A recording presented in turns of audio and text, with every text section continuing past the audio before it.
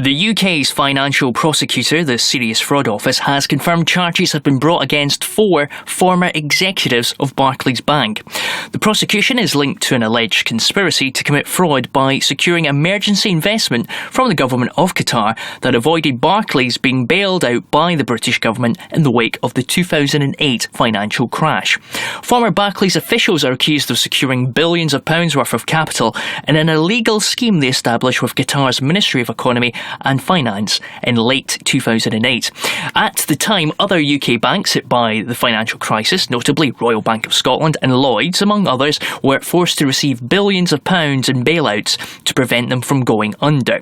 That decision ultimately led directly to the UK government policy of austerity as public services were cut and the economy slowed to an almost standstill.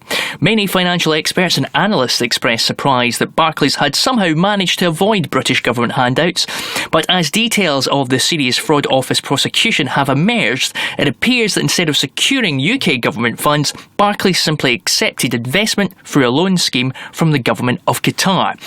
In return, Barclays' former executives are accused of paying the state-owned Qatar Investment Authority a multi-million-dollar fee for so-called advisory services. This is what the 5-year Serious Fraud Office investigation has been focused upon. To discuss this in more detail, I'm joined by economist and wealth advisor Jonathan Davis. These are very serious charges being faced by these former bankers, but why have we not seen more criminal charges brought against senior banking figures since the 2008 economic crash? Well, I couldn't agree more with you, Craig. Indeed, I coined a hashtag on Twitter, prosecute bank generals.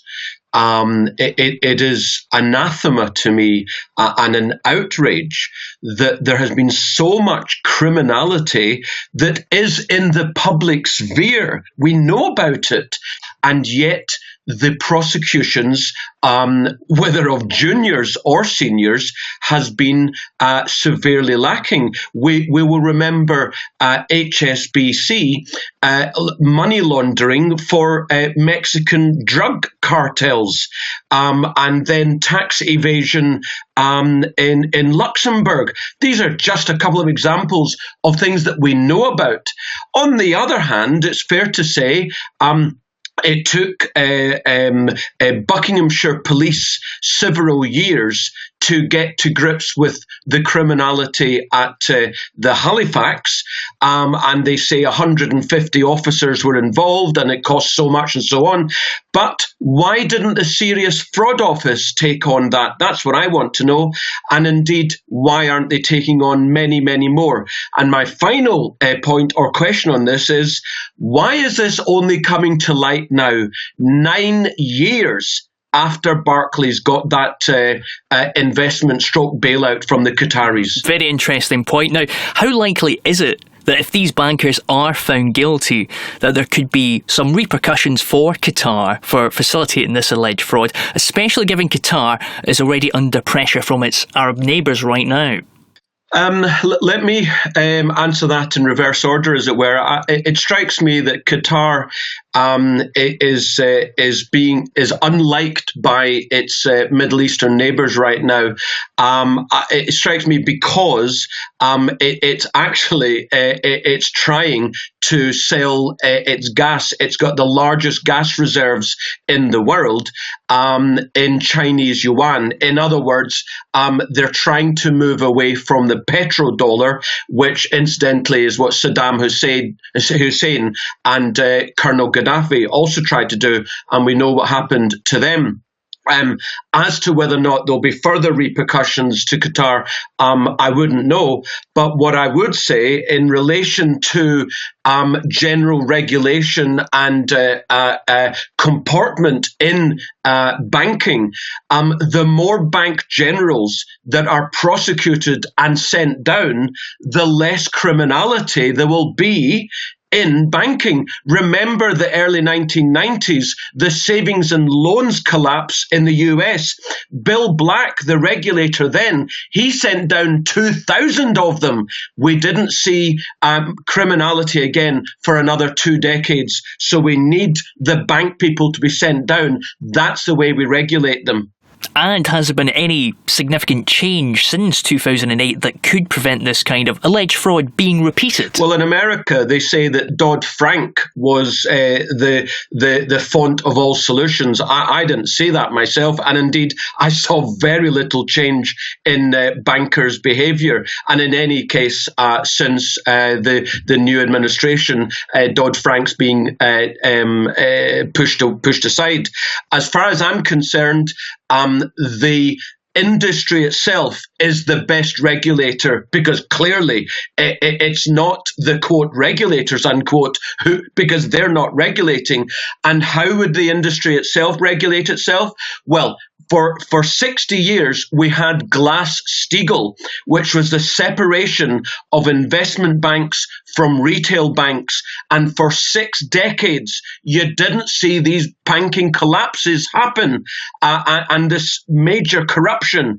We need to bring back Glass-Steagall. It was gone away with at the end of the 90s, where Bill Clinton signed it away. We need to bring it back that way. When a bank goes bust or does anything dodgy, it doesn't get bailed out because it's got normal depositors. If it goes bust, it goes bust. The bankers go bust. That's why self-regulation is by far the best solution. At the time this alleged fraud was taking place, it was well known within the financial sector that it was proving extremely difficult to secure international investment to keep the banks afloat. And surprise expressed at the time that Barclays were able to avoid a taxpayer bailout. Now, should the regulators not therefore have moved more quickly to investigate how Barclays were able to achieve this? Well, of course, the assumption in your question is that the regulators generally move quickly. Of course, they should have been all over this, but it's very clear that they weren't. And I do find that whether it's a central bank or regulators, I do find that they tend to always act long after the horse has bolted. I just don't actually know. And, I am regulated by these guys, but I don't actually know what it is that they do to help the public, because ultimately that's their primary role. But I don't see it myself. And the UK Serious Fraud Office and other international regulators have been criticised in the past for not acting against the alleged fraud and mismanagement that was taking place in the financial sector in the past. Now, how likely is it that we may see other former or serving executives from the UK and other international financial institutions facing similar criminal charges? Well, I don't know what they've got on their desks that they're considering or are actually working on.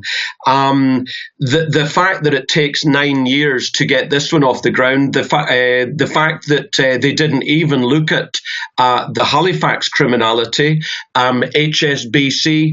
I would say that it's probably going to be much of a muchness, that we'll see the odd sergeant or lieutenant prosecuted, but clearly this is the only case that I know of that a quote bank general unquote is being prosecuted. So I have to say I'm not very confident that we're going to see much more of this, which is a great shame, because this is the way.